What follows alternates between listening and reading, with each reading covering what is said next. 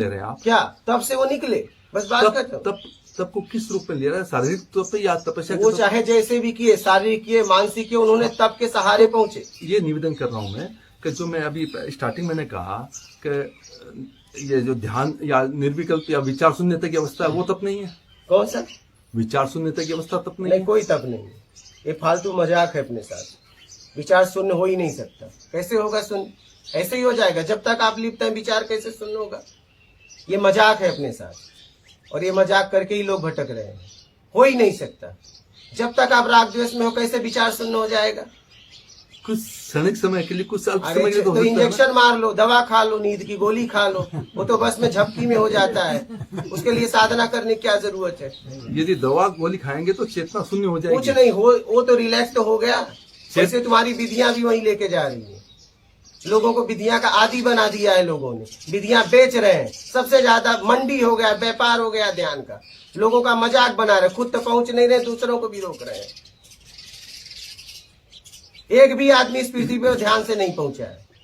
फालतू बात है। एक का नाम सिद्ध करके मेरे सामने कोई बता दे।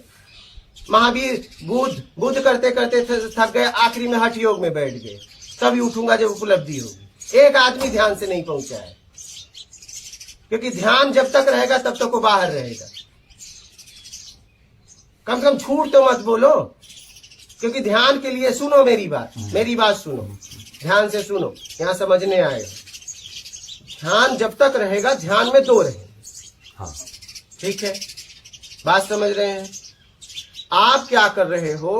आप मन एक है, एक बहिर्मुखी काम करता है, एक अचेतन मन है।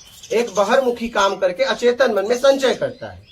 अब हम क्या कर रहे हैं? उसे बहिर्मुखी काम करने नहीं दे रहे हैं, विधियों द्वारा उसे अचेतन मन में भी जाने नहीं दे रहे हैं, उसे बीच में रोक दे रहे हैं। बात समझना। उस समय मुझे लगता है कि मैं निर्विचार हो गया। समझना इस बात को। इसको दोबारा बताएं, एक बार दोबारा बताएं, समझो। मन एक है, दो नहीं है। जी हाँ। लेकिन वो एक बहिर्मुखी इंद्रियों द्वारा संचित करता है। जहाँ संचित होता है उसे अचेतन मन कहते हैं, इसे चेतन मन कहते हैं।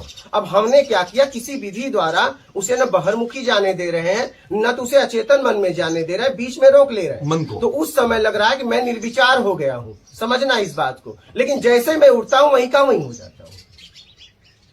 अब मैं ध्यान का आदी हो गया हूँ। हुआ कुछ नहीं।